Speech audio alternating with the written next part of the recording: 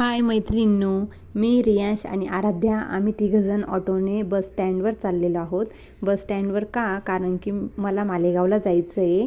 मी, माझ्या मामी, मामा आम्ही सगळेजण एस टीने मालेगावला चाललेलो आहोत. मालेगाव हे माझ्या मामांचं गाव आहे.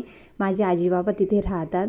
दुपारी पोचलो, आराम केला आणि आता रात्रीचे 12 वाजलेले आहेत. आम्ही रात्रीच्या 12 वाजता काय करतो आहे तर आम्ही गावाला जायची तयारी करत आहोत.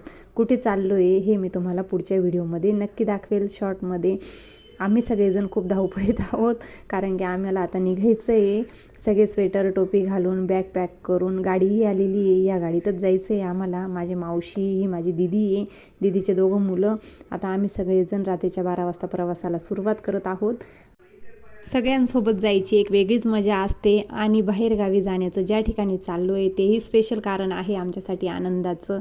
सगळेजण खूप खुश आहोत. मुलांनाही घेऊन चाललेलो आहोत कारण मुलांना जास्त उत्सुकता आहे गावाला जाण्याची. चला भेटूया पुढच्या व्हिडिओमध्ये. तोपर्यंत आनंदी राहा. बाय.